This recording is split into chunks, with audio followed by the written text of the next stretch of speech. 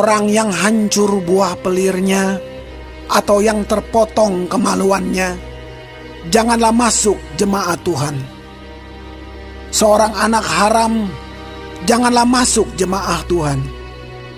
Bahkan keturunannya yang ke-10 pun tidak boleh masuk jemaat Tuhan. Seorang Amon atau seorang Moab, janganlah masuk jemaat Tuhan. Bahkan keturunannya yang ke-10 pun tidak boleh masuk jemaat Tuhan sampai selama-lamanya. Karena mereka tidak menyongsong kamu dengan roti dan air pada waktu perjalananmu keluar dari Mesir. Dan karena mereka mengupah Bileam bin Beor dari Petor di Aram Mesopotamia melawan engkau, supaya dikutukinya engkau.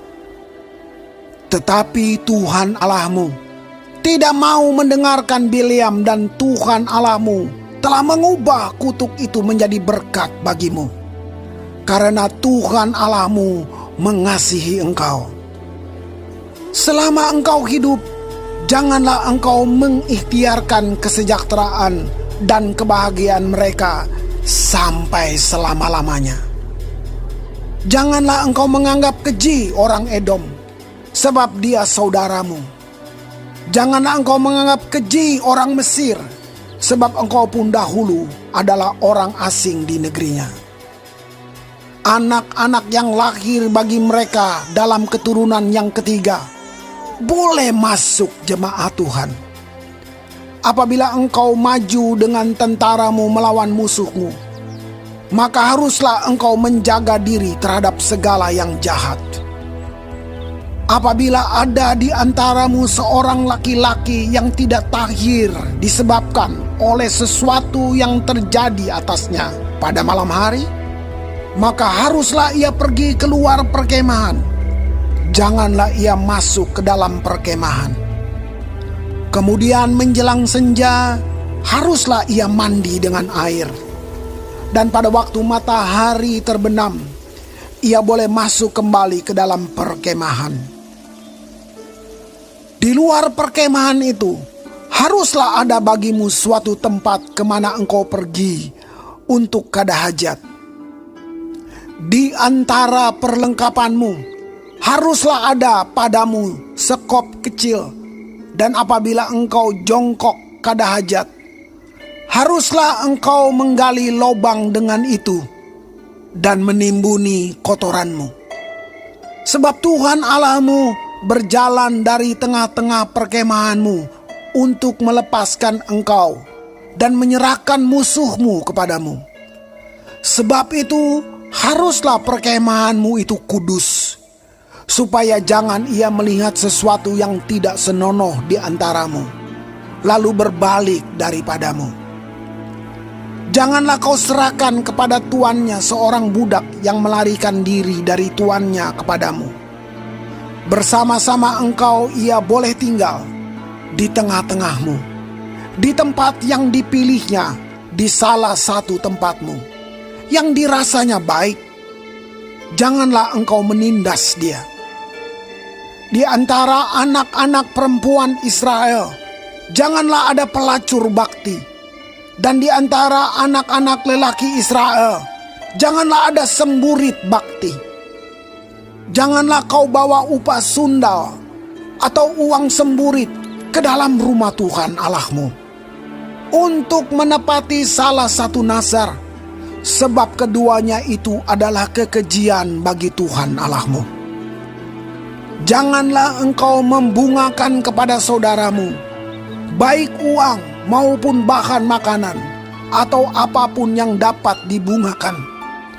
Dari orang asing boleh engkau memungut bunga, tetapi dari saudaramu janganlah engkau memungut bunga, supaya Tuhan Allahmu memberkati engkau dalam segala usahamu di negeri yang engkau masuki untuk mendudukinya. Apabila engkau bernazar kepada Tuhan Allahmu, janganlah engkau menunda-nunda memenuhinya. Sebab tentulah Tuhan Allahmu akan menuntutnya daripadamu, sehingga hal itu menjadi dosa bagimu. Tetapi apabila engkau tidak bernasar, maka hal itu bukan menjadi dosa bagimu. Apa yang keluar dari bibirmu haruslah kau lakukan dengan setia, sebab dengan sukarela kau nasarkan kepada Tuhan Allahmu sesuatu yang kau katakan dengan mulutmu sendiri. Apabila engkau melalui kebun anggur sesamamu, engkau boleh makan buah anggur sepuas-puas hatimu, tetapi tidak boleh kau masukkan ke dalam bungkusanmu. Apabila engkau melalui ladang gandum sesamamu yang belum dituai, engkau boleh memetik bulir-bulirnya dengan tanganmu, tetapi sabit tidak boleh kau ayunkan kepada gandum sesamamu itu.